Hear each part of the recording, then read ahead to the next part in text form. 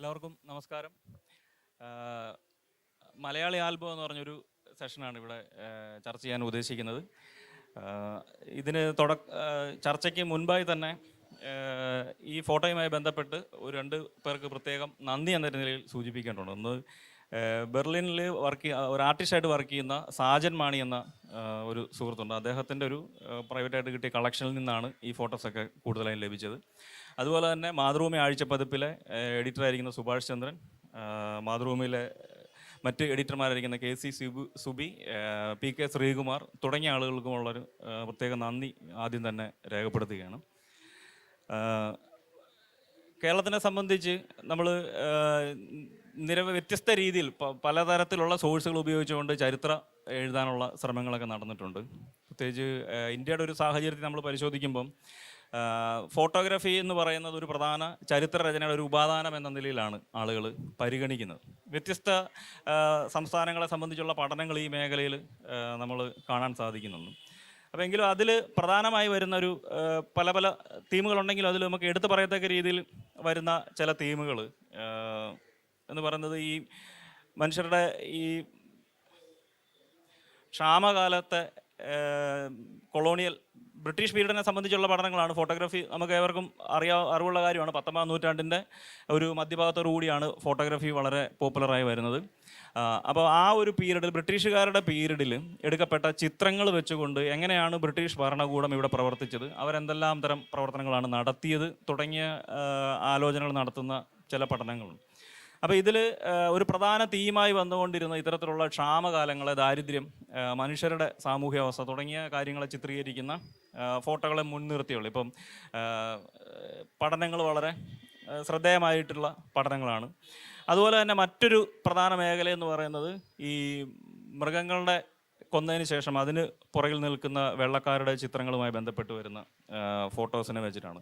നായാട്ട് പോലുള്ള മേഖലകളിൽ ഗവേഷണം നടന്നു. പ്രത്യേകിച്ച് മഹേഷ് രംഗരാജനെ പോലുള്ള ആളുകളുടെയൊക്കെ വർക്കുകളൊക്കെ പരിശോധിച്ച് കഴിഞ്ഞാൽ നമുക്ക് ഈ ഫോട്ടോഗ്രാഫി എങ്ങനെയാണ് ഒരു അധിനിവേശ കാലത്ത് അവരുടെ ഒരു പവർ ഉപയോഗിക്കുന്നതിന് എന്തെല്ലാം രീതിയിലാണ് അവർ ആളുകളെ കീഴ്പ്പെടുത്തിയിരുന്നത്, മാനസികപരമായി കീഴ്പ്പെടുത്തിയിരുന്നത് എങ്ങനെയെല്ലാമാണ് തുടങ്ങിയതിനെ വളരെ വ്യക്തമാക്കി തരുന്നതിനുള്ള ഫോട്ടോകളായിരുന്നു ആ ഒരു പീരീഡിൽ. ഇത് നമ്മുടെ തിരുവിതാംകൂറിൽ നിന്ന് എടുത്ത ഒരു ഫോട്ടോയാണ്. ബ്രിട്ടനിലെ ഒരു രാജകുടുംബത്തിലെ വ്യക്തിയാണ് മുമ്പിൽ ഇരിക്കുന്നത്. അദ്ദേഹം തിരുവിതാംകൂറിലെ കാടുകളിൽ നടത്തിയ വേട്ടയുടെയും ആ കാട്ടുപോത്തിൻ്റെ മുകളിലിരിക്കുന്ന ചിത്രമാണ്. അപ്പം ഇത്തരത്തിലുള്ള ചിത്രങ്ങൾ പ്രധാനമായും ഉപയോഗിക്കുന്നത് എന്തിനാണ്, ഇത്തരം ചിത്രങ്ങൾ ഉപയോഗിക്കുന്നതെന്നൊരു ചോദ്യം അവർ സാമൂഹ്യ ശാസ്ത്രജ്ഞർ ചോദിക്കുന്നത്. എന്തിനു വേണ്ടിയാണ് ഈ മൃഗങ്ങളെ കൊല്ലുകയും അതിനെ പുറകിൽ നിന്നുകൊണ്ട് അല്ലെങ്കിൽ അതിന് മുകളിൽ കാല് വെച്ചുകൊണ്ട് ഇരിക്കുന്ന ചിത്രങ്ങൾ എടുക്കുന്നത് എന്തിനാണ് എന്നുള്ളൊരു ചോദ്യം സാമൂഹ്യ ശാസ്ത്രജ്ഞർ ഉന്നയിക്കുകയും അതിൻ്റെ അടിസ്ഥാനത്തിൽ അവർ പറയുന്ന കാര്യങ്ങളെന്ന് പറഞ്ഞു കഴിഞ്ഞാൽ ഇവിടെ ഒരു പ്രത്യേക രീതിയിലുള്ള മാനസിക സാംസ്കാരിക രീതി ഉൽപ്പാദിപ്പിക്കുന്നതിൻ്റെ ഭാഗമായിട്ടാണ് അവർ ഇത്തരത്തിലുള്ള ഫോട്ടോകൾ എടുക്കുകയും ഫോട്ടോകൾ ഇവിടുത്തെ ആനുകാലികങ്ങൾ, പ്രത്യേകിച്ച് നമ്മുടെ മലയാളത്തിലുള്ളതിൻ്റെ അകത്ത് ആദ്യകാലങ്ങൾ പരിശോധിച്ച് കഴിഞ്ഞാൽ അതിൽ കാണാൻ സാധിക്കും. അതുപോലെ ഇംഗ്ലീഷിലും മലയാളത്തിലുമായിട്ട് ഇറങ്ങുന്ന അല്ലെങ്കിൽ ഇന്ത്യയിലെ പ്രാദേശിക ഭാഷകളിൽ പ്രസിദ്ധീകരിക്കപ്പെടുന്ന പ്രസിദ്ധീകരണങ്ങളിലും ഇംഗ്ലീഷ് പ്രസിദ്ധീകരണങ്ങളിലും ഒരേപോലെ തന്നെ അവർ മൃഗങ്ങളുമായി ബന്ധപ്പെട്ട അല്ലെങ്കിൽ അതിനെ കീഴടക്കിയ അല്ലെങ്കിൽ പൗരുഷത്തെ സംബന്ധിച്ചൊക്കെയുള്ള ആലോചനകളുമൊക്കെ ഈ ഫോട്ടോയുടെ പിന്നിലൊക്കെ വരുന്നുണ്ട്. അപ്പോൾ ഇതൊരു പ്രധാനപ്പെട്ട മേഖലയാണ്, ഈ ഫോട്ടോഗ്രാഫിയുമായി ബന്ധപ്പെട്ട് വരുന്നതിൻ്റെ പ്രധാന മേഖലയാണ്. അപ്പം ഇതിൽ നിന്ന് സമീപകാലത്ത് വന്ന വ്യത്യസ്തമായിട്ടുള്ളൊരു പഠനം എന്ന് പറയുന്നത് കാത്തിയ മുള്ളർ എന്ന് പറയുന്ന ഒരു ജർമ്മൻ സ്കോളറുണ്ട്. അപ്പോൾ അവർ ഫോട്ടോഗ്രാഫിയുമായി ബന്ധപ്പെട്ടിട്ടുള്ള പഠനങ്ങളാണ് കൂടുതലായി നടത്തിക്കൊണ്ടിരിക്കുന്നത്. അവർ നമ്മുടെ നാട്ടിലെ ഈ മുത്തപ്പൻ തെയ്യത്തെക്കുറിച്ചുള്ള ഫോട്ടോഗ്രാഫുകൾ കണ്ടെടുക്കുകയും അതിൻ്റെ 1920 ശേഷമുള്ള ഫോട്ടോകൾ ഉപയോഗിച്ചുകൊണ്ട് കേരളത്തിൻ്റെയും ഒരു സാമൂഹ്യ സാംസ്കാരിക ചരിത്രത്തെയൊക്കെ നിർവചിക്കാനുള്ളൊരു ശ്രമം അവർ നടത്തുന്നു. അപ്പോൾ ഇവരുടെ ഈ ഫോട്ടോയുടെ ഒരു പ്രത്യേകത എന്ന് പറയുന്നത് കേവലമായി തെയ്യത്തെക്കുറിച്ചോ അല്ലെങ്കിൽ കേരളത്തെക്കുറിച്ചോ മാത്രം പറയുന്ന ഒരു പഠനം എന്നതിനപ്പുറമായി കേരളത്തിനെ സംബന്ധിച്ച് ഇവർ പുതിയൊരു സോഴ്സും കൂടെ അല്ലെങ്കിൽ ഒരു വലിയൊരു ആർക്കൈവ്സും കൂടെ തുറക്കുകയാണ് ഈ കാത്തിയ മുള്ളറുടെ പഠനം എന്ന് പറയാം. കാര്യം എന്താണെന്ന് ചോദിച്ചു കഴിഞ്ഞാൽ നിലവിലെ ഒരു ചരിത്രം നമുക്കറിയാം, ബ്രിട്ടീഷ് കേന്ദ്രീകൃതമായിട്ടാണ് നമ്മുടെ ചരിത്രരചനകൾ കൂടുതലും വരുന്നത്. കാര്യം നമ്മൾ ബ്രിട്ടീഷുകാരുടെ അധീനതയിൽ ഉണ്ടായിരുന്ന ഒരു പ്രദേശമായിരുന്നു, ഇനി യാതൊരു തർക്കവുമില്ല. ബ്രിട്ടീഷുകാരുമായി ബന്ധപ്പെട്ട സോഴ്സുകൾ തന്നെയാണ് കൂടുതലായിട്ടുള്ളതെന്നുള്ളതിനും യാതൊരു തർക്കവുമില്ല. എങ്കിൽ പോലും നമ്മൾ ചരിത്രത്തെയും കേരളത്തിൻ്റെ ഒരു ഭൂതകാലത്തെയൊക്കെ പരിശോധിക്കുമ്പോൾ കേരളത്തിൽ നിരവധി യൂറോപ്യൻ രാജ്യങ്ങൾ കമ്പനികൾ നടത്തിയിട്ടുണ്ട്. അതുപോലെ മിഷണറി മൂവ്മെൻറ്റുകളുടെയൊക്കെ ഒരു ഹിസ്റ്ററി പരിശോധിച്ചാൽ ഒരു ഡസന് മുകളിൽ മിഷണറി പ്രസ്ഥാനങ്ങൾ കേരളത്തിലെ ആളുകൾക്കിടയിൽ ഇറങ്ങി പ്രവർത്തിക്കുന്നതായിട്ടൊക്കെ നമ്മൾ കാണുന്നുണ്ടെങ്കിലും പഠനങ്ങളെല്ലാം തന്നെ വളരെ ബയാസ്ഡ് ആയിട്ട് ഒരു ബ്രിട്ടീഷ് സോഴ്സുകളുടെ പിന്നാലെ മാത്രമാണ് എപ്പോഴും പൊയ്ക്കൊണ്ടിരിക്കുന്നത്. അല്ലെങ്കിൽ അവരുടെ കണ്ടെത്തലുകൾ ബ്രിട്ടീഷ് നിർമ്മിതയായിട്ടുള്ള എഴുത്തുകളിലൂടെ മാത്രമാണ് കേരളത്തിൻ്റെ ഭൂതകാലം പലപ്പോഴും നിർവചിക്കപ്പെട്ടിരിക്കും. അപ്പം ആ ഒരു സാഹചര്യത്തിൽ എന്നാൽ ബ്രിട്ടീഷുകാർ മാത്രമല്ല, ജർമ്മൻ സോഴ്സുകൾ നമ്മുടെ കേരളത്തിൻ്റെ ഒരു ചരിത്രരചനയ്ക്ക് വളരെ പ്രധാനപ്പെട്ടതാണ് എന്ന് പറയുന്ന ഒരു ആദ്യ പഠനം തന്നെയാണ് ഈ കാത്യ മുള്ളറുടെ ഈ ഫോട്ടോഗ്രാഫി ഉപയോഗിച്ചുള്ള പഠനം. അപ്പം ജർമ്മൻ സോഴ്സുകൾ അതിനു മുമ്പ് നമുക്ക് ഉപയോഗിച്ചിട്ടുണ്ട്. നമുക്കറിയാം, ഇപ്പം നമ്മുടെ സ്കറിയ സക്കറിയ സാറിനെ പോലുള്ള ആളുകളുടെയൊക്കെ പഠനങ്ങളൊക്കെ ആ ഒരു മേഖലയിൽ, സാഹിത്യ മേഖലയിൽ നിരവധി സംഭാവനകളൊക്കെ നൽകിയിട്ടുണ്ട്. ഗുണ്ടർട്ടിൻ്റെ കളക്ഷൻസ് ഒക്കെ നമ്മൾ പരിശോധിക്കപ്പെട്ടിട്ടൊക്കെ ഉള്ളതാണ്. അപ്പോൾ എങ്കിൽ പോലും ഫോട്ടോഗ്രാഫികൾ എന്നുള്ളൊരു സാഹചര്യത്തെ മുൻനിർത്തി നമ്മൾ ആലോചിക്കുമ്പോഴത്തേനും ബ്രിട്ടീഷ് ഫോട്ടോസ് മാത്രമാണ് നമ്മൾ കൂടുതലായും ഉപയോഗിച്ചത്. അപ്പോൾ അതിൻ്റെ ഒരു മറ്റൊരു ചരിത്രം, അല്ലെങ്കിൽ കേരളത്തിൻ്റെ ഒരു ചരിത്രത്തെ കൂടുതൽ ജനാധിപത്യവൽക്കരിക്കുന്നതിന് അല്ലെങ്കിൽ കൂടുതൽ ജനായത്തമാക്കി തീർക്കുന്നതിന് ഇത്തരത്തിലുള്ളൊരു സോഴ്സുകളും വളരെ പ്രധാനപ്പെട്ടതാണ് എന്നൊരു ആർഗ്യുമെൻറ്റ് മുൻപോട്ട് വെക്കാൻ സാധിക്കുന്നത്. അപ്പം നമ്മളൊരു ഫോട്ടോയുടെ ഒരു ഹിസ്റ്ററി നമ്മൾ പരിശോധിക്കുമ്പോൾ പല രീതിയിൽ ആളുകൾ കേരളത്തിലേക്ക് വരുന്നുണ്ട്. അപ്പോൾ കേരളത്തിനെ മാത്രം നമ്മൾ സൂക്ഷ്മമായി പരിശോധിക്കുമ്പോൾ കേരളത്തിലേക്ക് ഒരുപാട് ആളുകൾ വന്നു ചേരുന്നതായിട്ട് നമ്മൾ കാണുന്നുണ്ട്. 1840 മുതലാണ് ക്യാമറകൾ ഇന്ത്യ സജീവമാകുന്നത്. 1860 തന്നെ സ്റ്റുഡിയോകളൊക്കെ ഇന്ത്യയിൽ പലയിടങ്ങളിലൊക്കെ, പ്രത്യേകിച്ച് ബോംബെയിലൊക്കെയാണ് ആദ്യം വരുന്നത്.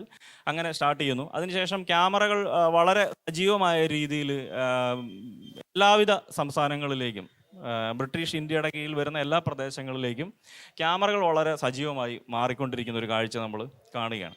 അപ്പോൾ ആ ക്യാമറയെക്കുറിച്ചുള്ള പഠനങ്ങൾ, പ്രത്യേകിച്ച് ഫോട്ടോയെക്കുറിച്ചുള്ള പഠനങ്ങളിൽ ആളുകൾ മുൻപോട്ട് വെക്കുന്ന ഒരു പ്രധാന വാദം എന്ന് പറയുന്നത് ഈ ക്യാമറ എങ്ങനെയാണ് ഉപയോഗിക്കപ്പെട്ടത്, ഇതിനെ ഒരു രാഷ്ട്രീയമായി അല്ലെങ്കിൽ ഒരു ടൂളായിട്ട് എങ്ങനെയാണ് ഉപയോഗിച്ചത്, അല്ലെങ്കിൽ ഒരു തോക്കിനേക്കാൾ പവർഫുള്ളായിട്ടുള്ള ഒരു ഉപകരണമായി ക്യാമറ എങ്ങനെയാണ് മാറപ്പെട്ടത്, കൊളോണിയൽ അധിനിവേശ കാലത്ത് എങ്ങനെയാണ് ക്യാമറകൾ അല്ലെങ്കിൽ ഫോട്ടോഗ്രാഫികൾ ഉപയോഗിച്ചത്, അവരെങ്ങനെയാണ് മനുഷ്യ മനസ്സുകളെ കീഴടക്കിയത് എന്നുള്ളൊരു ചോദ്യം വളരെ ശ്രദ്ധേയമായിട്ടുള്ളതാണ് ഈ മേഖലയിലെ ഗവേഷണം. അപ്പോൾ അത് നമ്മൾ പരിശോധിക്കുമ്പോൾ ആദ്യ സമയങ്ങളിൽ സ്വാഭാവികമായിട്ടും ചിത്രങ്ങൾ വരയ്ക്കാനുള്ള ശ്രമങ്ങൾ നടത്തുന്നു. അവർ പല കാസ്റ്റിനെയും ഒക്കെ വരയ്ക്കുകയും അടയാളപ്പെടുത്തുകയൊക്കെ ചെയ്യുന്നുണ്ട്. അതിനുശേഷം പിന്നീട് വേറൊരു രീതിയിലേക്ക് കാര്യങ്ങൾ മാറി മറിയും. അതായത് കൊളോണിയൽ പീരീഡിൽ ബ്രിട്ടീഷ് ഗവൺമെൻറ്റിൻ്റെയോ അല്ലെങ്കിൽ അധിനിവേശ ഭരണകൂടങ്ങളെ പിന്തുണയ്ക്കും. ഇത് കേവലമായി നമ്മുടെ കേരളത്തിൻ്റെയോ അല്ലെങ്കിൽ ഇന്ത്യയിലോ മാത്രം ഒതുങ്ങി നിൽക്കുന്ന ഒരു ചരിത്ര പ്രതിഭാസമല്ല. കാര്യം നമ്മൾ ലോകമെമ്പാടും, അതായത് കീഴടക്കപ്പെട്ട അധിനിവേശ കാലത്തെ കുറിച്ചുള്ള ഏതൊരു പഠനങ്ങളും ആഫ്രിക്കയാണെങ്കിലും ഏതൊരു പ്രദേശത്തിനെ സംബന്ധിച്ചാണെങ്കിലും ഇത്തരത്തിലുള്ള പടങ്ങളും ചിത്രങ്ങളും ഇതിനെക്കുറിച്ചുള്ള പഠനങ്ങളുമൊക്കെ നമ്മൾ കാണുന്നുണ്ട്. അപ്പോൾ എല്ലാം ഒരേ രീതിക്ക് തന്നെയാണ് കൈകാര്യം ചെയ്തുകൊണ്ടിരുന്നത്. അപ്പോൾ ഇതിനെ നമ്മൾ പിൽക്കാലത്ത് സയൻറ്റിഫിക് റേസിസം എന്ന രീതിയിലൊക്കെയാണ് ഇതിനെ വിളിക്കാൻ ശ്രമിക്കുന്നത്. അല്ലെങ്കിൽ സാമൂഹ്യശാസ്ത്രം അഭിസംബോധന ചെയ്യുന്ന ആ കാലത്തെ ഫോട്ടോഗ്രാഫിയും ആന്ത്രോപോളജിനെയൊക്കെ ഒരു സയൻറ്റിഫിക് റേസിസത്തിൻ്റെ ഒരു ടൂള് എന്ന നിലയിലാണ് നമ്മൾ കാണുന്നത്. അപ്പോൾ ആ കാലത്ത് അവർ ചെയ്ത ഒരു പ്രവർത്തനം എന്ന് പറയുന്നത് ആളുകളുടെ ശരീരഭാഗങ്ങൾ അളക്കുക എന്നുള്ളൊരു പ്രവർത്തനമാണ് ആദ്യം തുടങ്ങുന്നത്. അപ്പോൾ അതിന് ഈ ചിത്രത്തെ നമുക്ക് കാണാം, ഒരു സ്കെയിലാണ്. ഇത് കൊച്ചിക്കാരനായിട്ടുള്ള ഒരാളുടെ ചിത്രമാണ്. ഇദ്ദേഹം എമിൽ റൈബക്ക് എന്ന് പറയുന്ന ഒരു ജർമ്മൻ എത്തനോളജിസ്റ്റിൻ്റെ 1880-കളിലാണ് അദ്ദേഹം കേരളത്തിൽ വരുന്നത്. കേരളത്തിൽ കൊച്ചിയിലെയും മലബാറിലെയും കുറേയധികം ആളുകളുടെ ഫോട്ടോസ് അദ്ദേഹം എടുക്കുകയുണ്ടായി. അങ്ങനെ എമിൽ റൈബേക്കിൻ്റെ കളക്ഷനിൽ വരുന്ന ഫോട്ടോ ആണ്. ഇതൊരു കറുത്ത ജൂതൻ്റെ ഒരു ചിത്രമാണ് ഈ കാണുന്നത്, കൊച്ചിയിലുള്ള. അപ്പോൾ ഇദ്ദേഹത്തെ ഒരു സ്കെയിലിന് മുമ്പിൽ നിർത്തിയിരിക്കുകയാണ്. അപ്പോൾ ഈ മനുഷ്യ ശരീരങ്ങൾ എന്തിനാണ് അളക്കുന്നത്, ഈ അളന്നിട്ട് എന്തിനാണ് ഇങ്ങനത്തെ ചിത്രങ്ങൾ പ്രസിദ്ധീകരിക്കുന്നത് എന്നൊരു ചോദ്യം ചോദിക്കേണ്ടിയിരിക്കുക. അപ്പോൾ അത് നമ്മൾ എത്തിച്ചേരുന്നത് പ്രധാനമായിട്ടുള്ളൊരു കാര്യമെന്ന് പറഞ്ഞാൽ അധിനിവേശ കാലത്ത് ഒരു 19-ാം നൂറ്റാണ്ടോടുകൂടി അല്ലെങ്കിൽ 19-ാം നൂറ്റാണ്ട് മധ്യഭാഗത്തോടു കൂടിയാണ് ഇത്തരത്തിലുള്ളൊരു സയൻസുമായി ബന്ധപ്പെട്ട ചില പുതിയ ആലോചനകൾ വെള്ളക്കാരായിട്ടുള്ള ആളുകൾക്കിടയിൽ നിന്ന് വരുന്നത്. അപ്പോൾ അതിൻ്റെ ഒരു കാരണം എന്ന് പറയുന്നത്, എന്തിനാണ് അവർ ഇത്തരത്തിലുള്ള ചിത്രങ്ങൾ എടുക്കുന്നത് എന്നുള്ളതിൻ്റെ ഒരു കാരണം എന്ന് പറയുന്നത്, ഒന്നാമത്തെ കാരണം എന്ന് പറഞ്ഞു കഴിഞ്ഞാൽ ഈ 19-ാം നൂറ്റാണ്ടിൻ്റെ മധ്യഭാഗത്തോടു കൂടി യൂറോപ്പിലും അമേരിക്കയിലും എല്ലാം വ്യാപകമായ രീതിയിൽ ബ്ലാക്സ് ആയിട്ടുള്ള ആളുകളും ഇവർ കീഴടക്കപ്പെട്ട കോളനികളിൽ നിന്ന് എത്തിച്ചേർന്ന അടിമകളായിട്ടുള്ളതും അല്ലെങ്കിൽ ലേബേഴ്സായിട്ട് വന്ന് ചേർന്നിട്ടുള്ളതുമായിട്ടുള്ള ആളുകളുടെ ഒരു പോപ്പുലേഷനിലെ എണ്ണം വർദ്ധിച്ച ഒരു സാഹചര്യം അവിടെ ഉണ്ടാകുന്നു. അപ്പോൾ അവർ ഒരു ജനവിഭാഗമായി മാറി. യൂറോപ്പിലും അമേരിക്കയുടെയും സാഹചര്യത്തിൽ ഈ ബ്ലാക്ക്സ് ആയിട്ടുള്ള ആളുകളും അതുപോലെ ഏഷ്യയിലെ നിന്നും ചേർന്ന മനുഷ്യരും ഒരു പ്രധാന ജനവിഭാഗമായി മാറി എന്നുള്ള ഒരു പ്രധാന കാര്യം അവർ അധികാരത്തെക്കുറിച്ചുള്ള കാര്യങ്ങൾ സംസാരിക്കുന്നു, അല്ലെങ്കിൽ അവർ ഭരണകൂടവുമായി ബന്ധപ്പെട്ട ചില മേഖലകളിൽ ഇടപെടാൻ ശ്രമിക്കുന്നതായിട്ടൊക്കെ കാണുന്നു. വന്നു കയറിയ മനുഷ്യന്മാരാണ് ഈ ബ്ലാക്ക്സ് ആയിട്ടുള്ള ആളുകളും ഏഷ്യക്കാരായിട്ടുള്ള ആളുകളും. അതുകൊണ്ട് അവരെ എങ്ങനെ ഒതുക്കാം, അല്ലെങ്കിൽ അവരോട് ചില ചോദ്യങ്ങൾ സയൻറ്റിഫിക് ആയിട്ട് എങ്ങനെ ചില മറുപടികൾ പറയാം എന്നുള്ളൊരു കാര്യത്തിൻ്റെ ആലോചനയിലാണ് ഒന്ന് ഇത്തരത്തിലുള്ളൊരു സയൻറ്റിഫിക് റേസത്തെ കുറിച്ചുള്ള ആലോചന വരുന്നത്. രണ്ടാമത്തെ ഒരു കാര്യം എന്ന നിലയിൽ സാമൂഹ്യ ശാസ്ത്രജ്ഞർ ചൂണ്ടിക്കാണിക്കുന്നത് ഈ ഹെയ്ത്തിയൻ റവല്യൂഷൻ എന്ന് പറഞ്ഞൊരു റവല്യൂഷൻ 19-ാം നൂറ്റാണ്ടിൻ്റെ തുടക്കത്തിൽ തന്നെ നടക്കുന്നുണ്ട്. ഹെയ്ത്തി എന്ന് പറയുന്നത് നമുക്കറിയാം, ഒരു ബ്ലാക്ക്സ് ആയിട്ടുള്ള ആളുകളുടെ ഒരു പ്രധാന പ്രദേശമായിരുന്നു, ഫ്രഞ്ച് കോളനി ആയിരുന്നത്. അപ്പോൾ ഒരു കൂട്ടം ബ്ലാക്ക്സ് ആയിട്ടുള്ള ആളുകൾ അവിടെ പ്രതിഷേധങ്ങൾ ആരംഭിക്കുകയും അങ്ങനെ ഫ്രഞ്ച് ഭരണകൂടത്തിനെ അട്ടിമറിക്കുകയും ചെയ്യുന്ന ഒരു സാഹചര്യം ഉണ്ടാവുകയും അങ്ങനെ അവരൊരു സ്വതന്ത്ര റിപ്പബ്ലിക് സ്റ്റാർട്ട് ചെയ്യണം. അത് യൂറോപ്പിലെ ഒരു പ്രധാന രാജ്യം കീഴടക്കിയ യൂറോപ്പിലെ ഫ്രാൻസ് എന്ന് പറയുന്ന രാജ്യം കീഴടക്കിയ ഒരു ബ്ലാക്സിൻ്റെ ഒരു കോളനി സ്വാതന്ത്ര്യം പ്രാപിക്കുകയും ചില ആലോചനകൾ മുൻപോട്ട് വെക്കുകയും ചെയ്യുകയും അങ്ങനെ ഫ്രഞ്ചുകാരായിട്ടുള്ള ആളുകൾ അവിടുന്ന് തുരത്തി ഓടിക്കുകയും ചെയ്യുന്നത്, അവർ സ്വതന്ത്ര റിപ്പബ്ലിക്കായി പ്രഖ്യാപിക്കുകയും ചെയ്യുന്നതും ഒരു വലിയ ഒരു വിഷയമായിട്ട് തന്നെ ഈ വെള്ളക്കാരായിട്ടുള്ള ആളുകൾ കണക്കാക്കുകയാണ്. അതായത് കീഴടക്കപ്പെട്ട രാജ്യങ്ങളിലെ ആളുകൾ ചില ചോദ്യങ്ങൾ ചോദിക്കുന്നു, അവർ സ്വാതന്ത്ര്യത്തെക്കുറിച്ച് സംസാരിക്കുന്നു, അവർക്ക് ഭരിക്കാൻ ശേഷിയുള്ള ആളുകളാണെന്ന് പറയുന്നു, അവരുടെ ചരിത്രത്തെക്കുറിച്ച് സംസാരിക്കുന്നു. അവരങ്ങനെ വ്യത്യസ്ത രീതിയിൽ കോളനിവൽക്കരിക്കപ്പെട്ട പ്രദേശങ്ങളിലെ ആളുകൾ വ്യത്യസ്ത രീതിയിലുള്ള പ്രതിഷേധങ്ങൾ വെളിയിലേക്ക് കൊണ്ടുവരികയാണ്. നമ്മുടെ സാഹചര്യം നമുക്ക് പരിശോധിച്ചാൽ തന്നെ അറിയാം. 19-ാം നൂറ്റാണ്ടിന് മധ്യകാലത്തിന് ശേഷം വ്യാപകമായ രീതിയിൽ പലതരത്തിലുള്ള സാമൂഹ്യ പ്രസ്ഥാനങ്ങൾ നമ്മൾക്കിടയിൽ വരുന്നു, ജാതിവിരുദ്ധ പ്രസ്ഥാനങ്ങൾ വരുന്നു, ഇൻ്റർനാഷണൽ കോൺഗ്രസ് പോലുള്ള മൂവ്മെൻറ്റുകൾ വരുന്നു. അങ്ങനെ നമ്മുടെ നാട്ടിൽ നിന്നുള്ള ആളുകൾ വ്യത്യസ്ത രീതിയിൽ ഞങ്ങൾക്കും ഭരിക്കാൻ അറിയാവുന്ന ആളുകളാണ്, ഭരിക്കാൻ ശേഷിയുള്ള മനുഷ്യരാണ് തുടങ്ങിയ ചോദ്യങ്ങളും പ്രതിഷേധങ്ങളും ഒക്കെ മുൻപോട്ട് വയ്ക്കുകയാണ്. അപ്പോൾ ഇതിനെയൊക്കെ പ്രതിരോധിക്കുന്നതിന് വേണ്ടി, അതായത് യൂറോപ്പിലും അമേരിക്കയിലുമുള്ള ബ്ലാക്സിൻ്റെയും ഏഷ്യൻ ജനതയുടെയും പ്രസൻസിനെ റെസിസ്റ്റ് ചെയ്യുക എന്നുള്ളൊരു കാര്യം, അതുപോലെ ഇവർ കീഴടക്കിയ കോളനികളിൽ നിന്ന് ഉയർന്നു വരുന്ന സ്വാതന്ത്ര്യത്തെക്കുറിച്ചുള്ള ആലോചനകൾ, അപ്പോൾ ഇതിനെല്ലാം ഒതുക്കുക എന്നുള്ളത് ഈ വെള്ളക്കാരെ സംബന്ധിച്ച് വലിയ ഒരു ആവശ്യം തന്നെയായിരുന്നു, അടിയന്തരമായിട്ടുള്ളൊരു ആവശ്യം തന്നെയായിരുന്നു. അപ്പോൾ ഇത്തരം ഒരു സാഹചര്യത്തിലാണ് ഇവർ ഒരു റേസിസവുമായി ബന്ധപ്പെട്ട പുതിയ സയൻസിനെ മുൻനിർത്തിക്കൊണ്ട് ചില ആലോചനകൾ മുൻപോട്ട് വെക്കുകയാണ്. അപ്പോൾ അതിൻ്റെ അടിസ്ഥാനത്തിൽ ഇവർ പറയുന്ന ഒരു പ്രധാന വാദം എന്ന് പറയുന്നത് മനുഷ്യ ശരീരങ്ങൾ അളക്കുകയും ആ മനുഷ്യ ശരീരങ്ങൾ ഒരു വെള്ളക്കാരൻ്റെയും ഒരു ആഫ്രിക്കക്കാരൻ്റെയും അല്ലെങ്കിൽ ഒരു വെള്ളക്കാരൻ്റെയും ഒരു ഏഷ്യൻ വംശജൻ്റെയും നിങ്ങൾ പരിശോധിച്ച് നോക്കിക്കഴിഞ്ഞു കഴിഞ്ഞാൽ അതിൽ എല്ലാവിധത്തിലും ഒരു മനുഷ്യൻ എന്ന നിലയിൽ അല്ലെങ്കിൽ ഭരണത്തിന് ശേഷിയുള്ള ഒരു വിഭാഗം ആളുകൾ എന്ന നിലയിൽ നിങ്ങൾക്ക് കാണാൻ സാധിക്കുന്നത് വെള്ളക്കാരൻ്റെ ശരീരം മാത്രമായിരിക്കും. ഒരിക്കലും ഒരു ഏഷ്യക്കാരൻ്റെയോ അല്ലെങ്കിൽ ഒരു ആഫ്രിക്കൻ വംശജൻ്റെയോ ഒരിക്കലും ഒരു ശരീരഭാഗങ്ങൾ ഒരു പവർഫുള്ളായിട്ടുള്ള മനുഷ്യൻ അല്ലെങ്കിൽ ഭരിക്കാൻ ശേഷിയുള്ള ഒരു മനുഷ്യൻ്റെ ശരീരഭാഗങ്ങളുടെ അവയവങ്ങളെ അല്ല എന്നുള്ളൊരു വാദം ഇവർ ഫോട്ടോഗ്രാഫികളിലൂടെയാണ് ഇവർ മുൻപോട്ട് വെച്ചുകൊണ്ടിരിക്കുന്നത്. അപ്പോൾ ഇവർ പ്രധാനമായും ചെയ്തത് ഇങ്ങനെ മനുഷ്യ ശരീരങ്ങൾ പല രീതിയിൽ അളന്നിട്ട് മനുഷ്യരെ നേക്കഡായിട്ട് നിർത്തിയിട്ട് അവരുടെ കൈയുടെയും കാലിൻ്റെയും മൂക്കിൻ്റെയും ചെവിയുടെയും ഒക്കെ നീളം അളക്കുക. അതിനുശേഷം ഇതോടൊപ്പം തന്നെ മറ്റൊരു വെള്ളക്കാരനായിട്ടുള്ള ആളുകളുടെയും ശരീരഭാഗങ്ങളും കൂടി ഇവർ ചേർത്ത് വെച്ചുകൊണ്ട് മുൻപോട്ട് വെക്കുകയാണ്. അതായത് നിങ്ങൾ കാര്യം ഇത്ര സിമ്പിളാണ്. അതായത് ഈ കീഴടക്കപ്പെട്ട കോളനികളിലെ മനുഷ്യന്മാർ നിങ്ങൾ എത്രമാത്രം ശബ്ദിച്ചാലും, നിങ്ങൾ എന്തെല്ലാം സ്വാതന്ത്ര്യത്തെക്കുറിച്ച് ആലോചിച്ചാലും, നിങ്ങൾ എന്തുമാത്രം സ്വയംഭരണത്തെക്കുറിച്ച് ചിന്തിച്ചിട്ടൊന്നും കാര്യമൊന്നുമില്ല. കാര്യം നിങ്ങൾക്ക് ഭരിക്കാൻ ശേഷിയില്ല.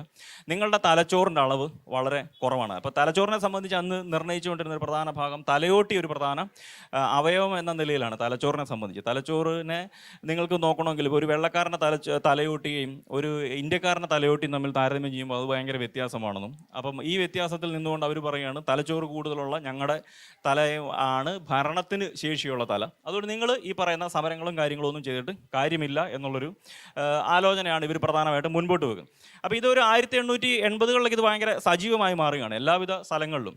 ഇപ്പോൾ ബ്രിട്ടീഷ് കോളനി ആയിരിക്കുന്ന ഇന്ത്യയിലേക്ക് 1881-ലൊക്കെയാണ് എമിൽ റൈബക്കിൻ്റെ ചിത്രമാണ് ഇപ്പോൾ ഈ കാണുന്നത്. ഒരു പണിയ കമ്മ്യൂണിറ്റിപ്പെട്ട ഒരാളുടെ ചിത്രമാണ്. അദ്ദേഹത്തെ നിർത്തിയിട്ട് ഫോട്ടോ എടുത്തിരിക്കുകയാണ്. ഇങ്ങനെ സ്ത്രീകളെയും അതേപോലെ തന്നെ നിർത്തുന്നു. അപ്പോൾ ഇവരുടെ എല്ലാം ശരീരഭാഗങ്ങൾ ഓരോന്നും അളക്കുകയും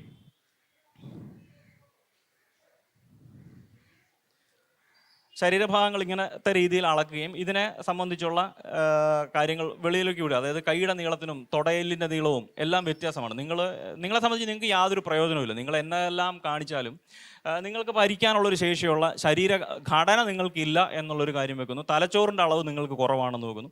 അപ്പോൾ ഇത് ഭയങ്കര സജീവമായി വന്നുകൊണ്ടിരിക്കണം ആ ഒരു പീരീഡിൽ. അപ്പം പിന്നീട് അതുപോലെ തന്നെ യൂജനിക്സ് എന്ന് പറയുന്ന മറ്റൊരു സിദ്ധാന്തം രൂപപ്പെടുന്നു. അതും 19-ാം നൂറ്റാണ്ടിൻ്റെ അവസാനത്തോടുകൂടി. ഇപ്പോൾ യൂജനിക്സ് പ്ലേറ്റോയുടെ പീരീഡ് മുതൽ തന്നെ നമ്മൾ കാണുന്നതാണ്. അതായത് ഏറ്റവും നല്ല മനുഷ്യന്മാരിൽ നിന്നുണ്ടാകുന്ന ഏറ്റവും നല്ല മനുഷ്യരായിട്ടുള്ള വംശജരാണ് ഉണ്ടാകുന്നത്. അതുകൊണ്ട് ട്രാൻസ്ജെൻഡേഴ്സ് ആയിട്ടുള്ള ആളുകളെ, അല്ലെങ്കിൽ രോഗം ബാധിതരായിട്ടുള്ള അംഗപരിമിതരായിട്ടുള്ള മനുഷ്യരെ തുടങ്ങിയ ആളുകളൊക്കെ ഈ ലോകത്തുനിന്ന് ഇല്ലാതാവുകയും ഏറ്റവും നല്ല ആരോഗ്യവും ക്രിമിനൽ സ്വഭാവവും ഇല്ലാത്ത ആളുകളിൽ നിന്ന് ഉണ്ടാകുന്ന കുട്ടികൾ, അല്ലെങ്കിൽ അവരിൽ നിന്ന് വരുന്ന അടുത്ത ജനറേഷൻ എന്ന് പറയുന്നത് മാത്രമായിരിക്കും ഏറ്റവും ശ്രേഷ്ഠമായിട്ടിരിക്കുന്ന ഒരു വിഭാഗം എന്ന് പറയുന്ന ഒരു സിദ്ധാന്തമാണ് യൂജനിക്സ്. അത് പല കാലഘട്ടങ്ങളിൽ പല രീതിയിലാണ് വികസിക്കപ്പെടുന്നത്.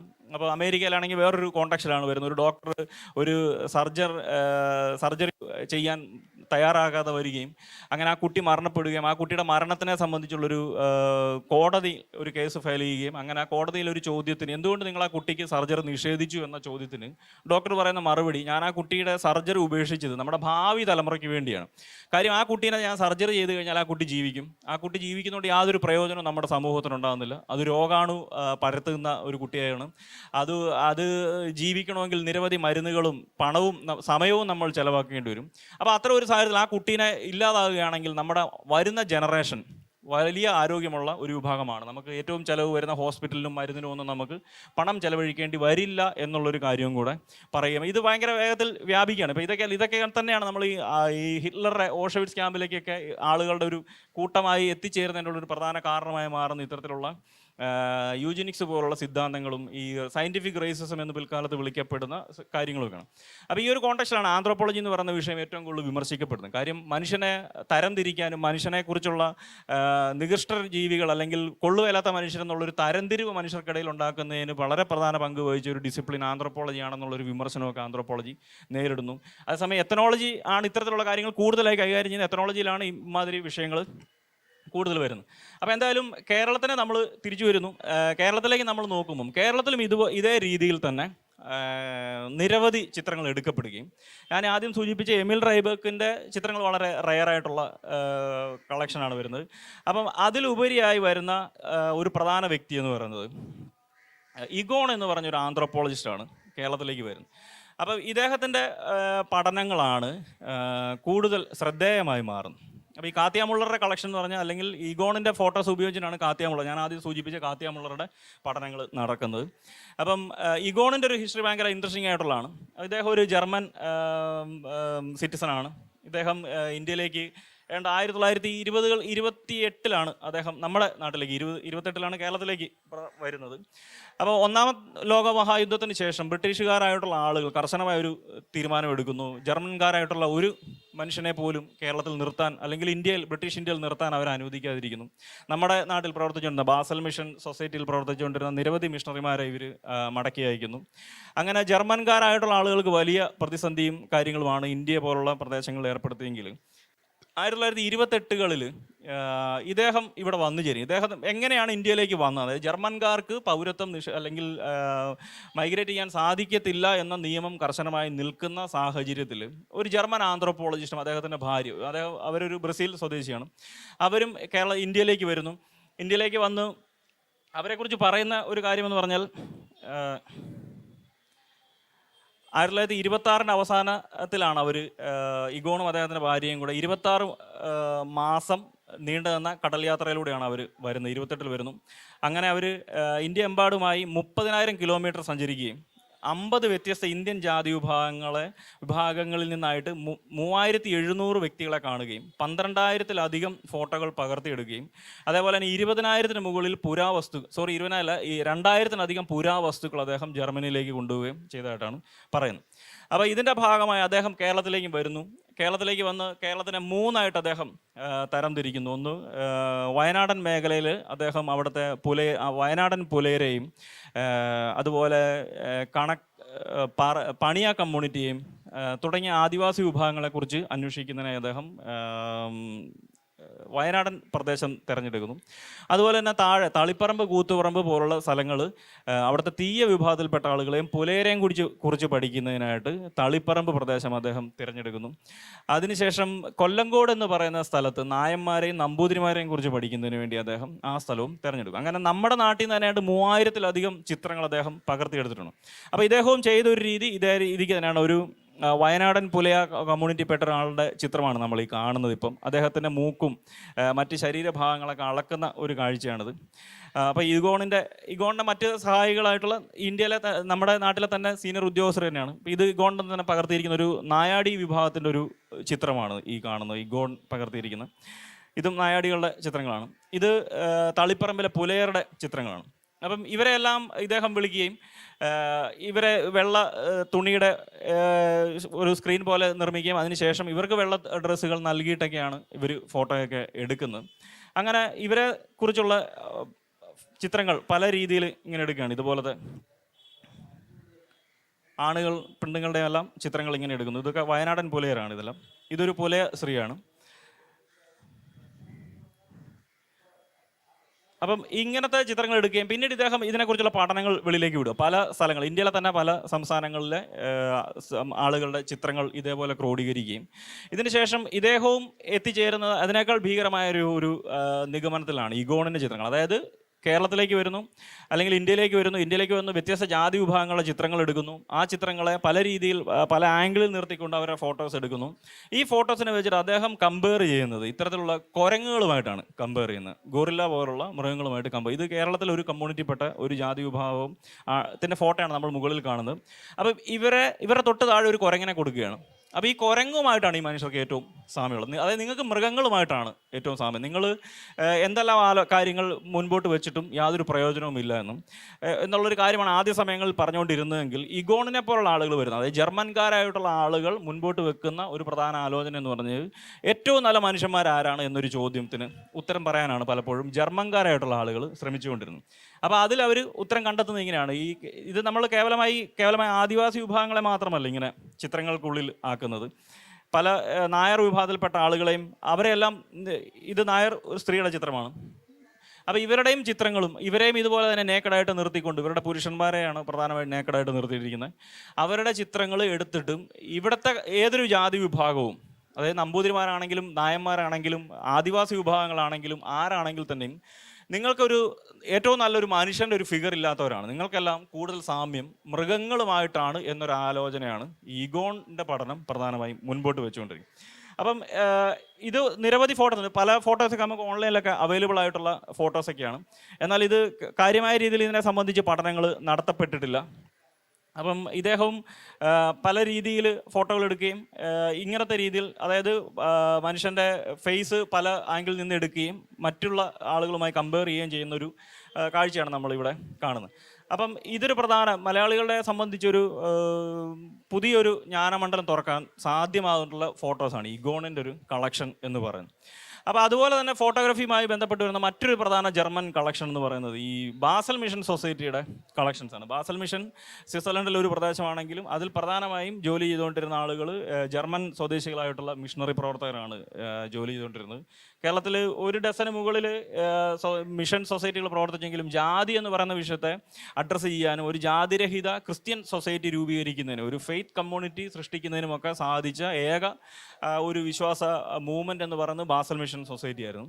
അപ്പോൾ ഇവരുടെ ഒരു പ്രത്യേകത എന്ന് പറയുന്നത് ഇവർ വ്യാപകമായ രീതിയിൽ ഫോട്ടോകൾ എടുക്കുകയും അത് അവരുടെ വെറുതെ ജസ്റ്റ് നമ്മൾ ഗൂഗിളിൽ സെർച്ച് ചെയ്താൽ തന്നെ കിട്ടും. ബാസൽ മിഷൻ ആർക്കൈവ്സ് എന്ന് ജസ്റ്റ് സെർച്ച് ചെയ്താൽ തന്നെ കോഴിക്കോടിൻ്റെയൊക്കെ നിരവധി ചിത്രങ്ങൾ നമുക്ക് കാണാൻ സാധിക്കും.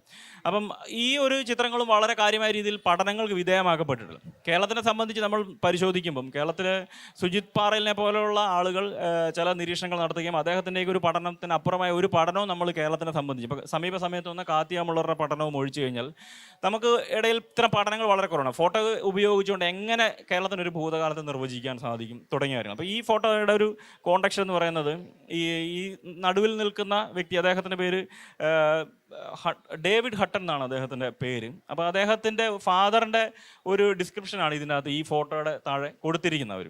അതായത് ബാസൽ മിഷൻ സൊസൈറ്റിയിൽ ആദ്യമായി ദളിത് വിഭാഗത്തിൽ നിന്നും പുരോഹിതനായ ഒരു വ്യക്തിയുടെ മകനാണ് ഇതെന്നും പറഞ്ഞിട്ടാണ് ഇത് സൂചിപ്പിച്ചിരിക്കുന്നത്. അപ്പോൾ അദ്ദേഹത്തിൻ്റെ ഒരു ഹിസ്റ്ററി ഭയങ്കര ഇൻട്രസ്റ്റിംഗ് ആയിട്ടുള്ളതാണ്. കൊർനെലിയോസ് ഹട്ടൺ എന്ന് പറഞ്ഞ ഒരു വ്യക്തിയാണ് ഈ ചിത്രത്തിൽ കാണുന്ന അദ്ദേഹത്തിൻ്റെ ഫാദർ.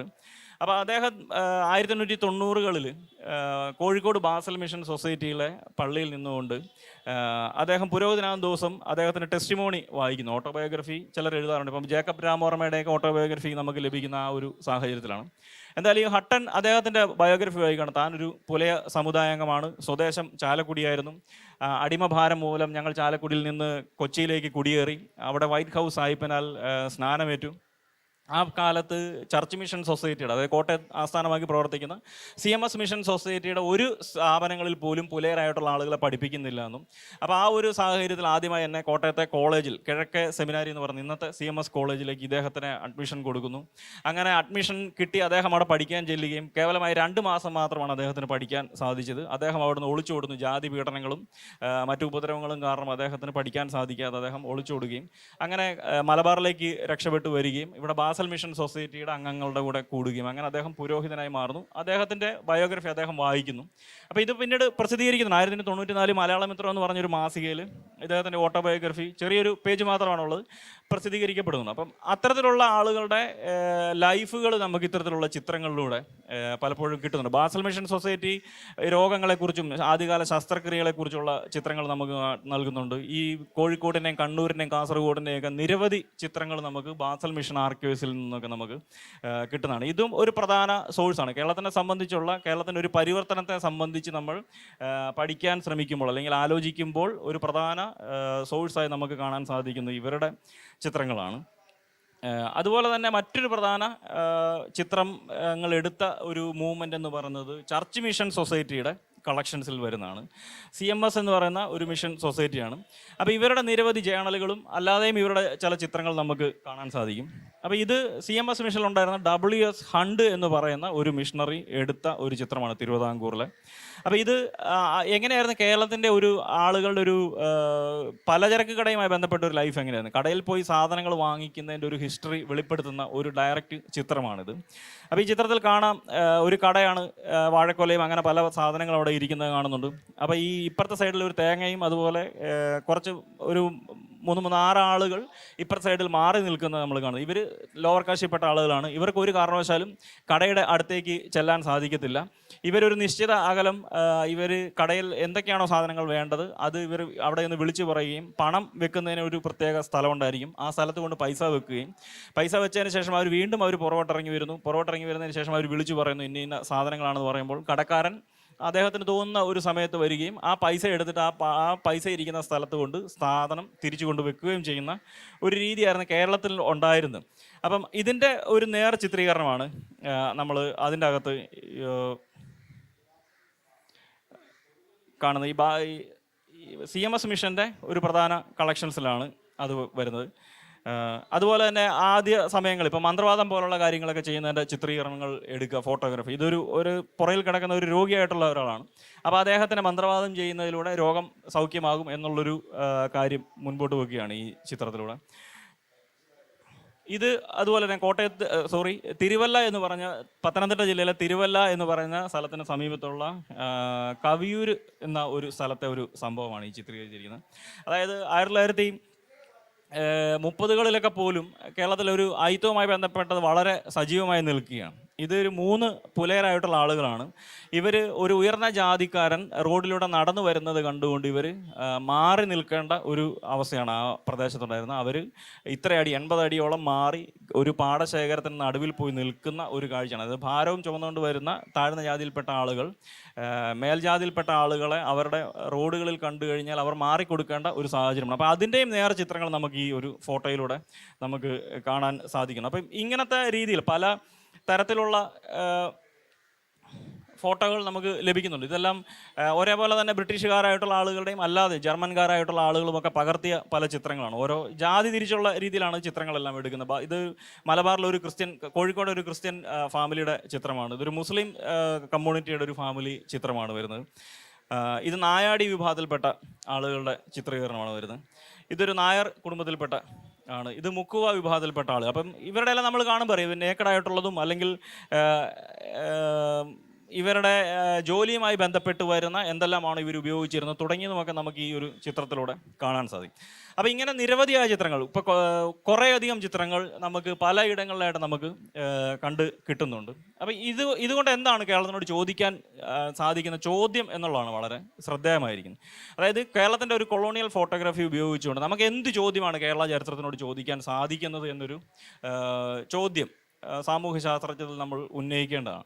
കാര്യം നമ്മൾ ഇതുവരെ കണ്ടുകൊണ്ടിരുന്നത് ഇത്തരത്തിലുള്ള കൊളോണിയലിസത്തിൻ്റെ ഫോട്ടോകൾ ഉപയോഗിച്ചുകൊണ്ട് ബ്രിട്ടീഷ് വിരുദ്ധമായിട്ടുള്ള കാര്യങ്ങൾ, നമ്മൾ ആദ്യം സൂചിപ്പിച്ച നായാട്ടിനുമായി ബന്ധപ്പെട്ട കാര്യങ്ങളാണെങ്കിൽ ബ്രിട്ടീഷ് വിരുദ്ധമായിട്ടുള്ള ഒരു പോസ്റ്റ് കൊളോണിയൽ റൈറ്റിങ്സിൻ്റെ കോണ്ടെക്സ്റ്റിൽ വരുമ്പോഴത്തേനും ബ്രിട്ടീഷുകാരുടെയും അവരുടെ ഭരണക്രമത്തിനെയും വിമർശിക്കുന്നതിന് വേണ്ടി നമുക്ക് എന്തെല്ലാം ചെയ്യാൻ സാധിക്കും, അല്ലെങ്കിൽ അവരുടെ പ്രവർത്തനങ്ങളും അവരുടെ പബ്ലിക് പോളിസികളും എക്കണോമിക് പോളിസികളും ഒക്കെ എങ്ങനെയെല്ലാമാണ് നമ്മളെ ക്ഷാമങ്ങളിലേക്കും ദാരിദ്ര്യത്തിലേക്കും നയിച്ചത്, അല്ലെങ്കിൽ ബ്രിട്ടീഷുകാരുടെ വേട്ടയിലൂടെ എങ്ങനെയാണ് അവർ ഇന്ത്യയെയും അല്ലെങ്കിൽ നമ്മുടെ മനസ്സിനെയും ഒക്കെ എങ്ങനെ കീഴടക്കി തുടങ്ങിയ ചോദ്യങ്ങളൊക്കെ വളരെ ശ്രദ്ധേയമാണ്, യാതൊരു തർക്കവുമില്ലാത്ത കാര്യമാണ്. അപ്പോൾ ആ മേഖലയിൽ ചില വർക്കുകൾ കേരളത്തിൻ്റെ കോണ്ടെക്സ്റ്റ് അല്ലെങ്കിലും മറ്റ് സാഹചര്യങ്ങളിൽ വന്നിട്ടുണ്ട്.